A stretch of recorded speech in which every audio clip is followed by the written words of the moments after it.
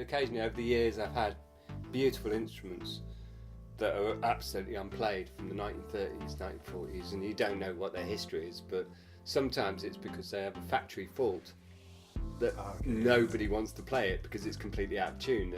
I've had a few of those and I've found the faults and I've rectified them. So I've had some really beautiful instruments over the years. I think there's probably two instruments that stand out as the ones that I wish I'd never sold. And there was one of them was when I very first started. I didn't know, bloke went, "Oh yeah, I want to give my wife a saxophone for her birthday, and I just want her to have it on a stand in the corner of the room. It doesn't have to play; it's just an ornament." And I managed to find him before I knew much about saxophones, and quite an early Adolphe sax, the inventor. One of his saxophones that was beautifully engraved, absolutely beautiful instrument.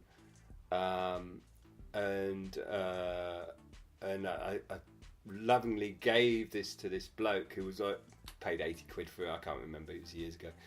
And he was like, "Oh, cheers, mate. I'm going to have 'I love you' engraved on the front of it."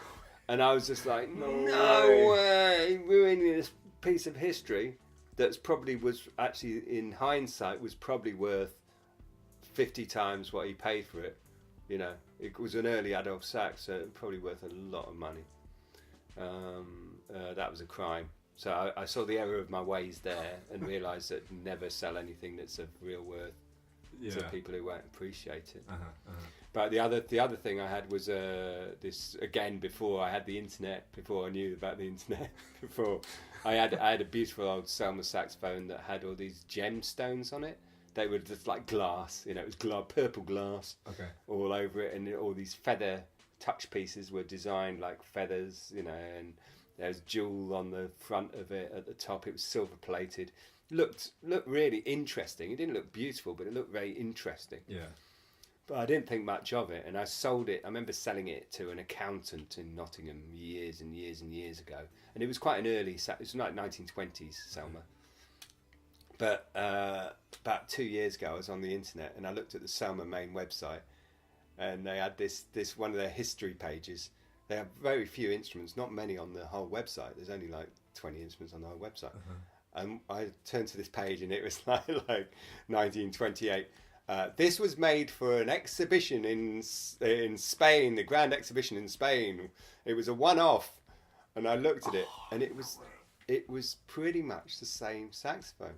So I didn't have the original. What I sold was the prototype for that one-off. Oh, okay. So they tested it on the one that I sold, and then it went on to say, and the inlaid stone was amethysts.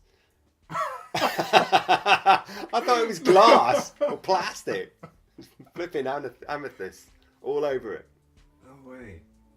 So how much did it say how much that kind of might have retailed at? But that's no idea. I mean, it's probably £5,000 to £10,000 worth, but I sold it for £700 to an accountant in Nottingham, and I had no idea who he is. I could probably never find his phone number.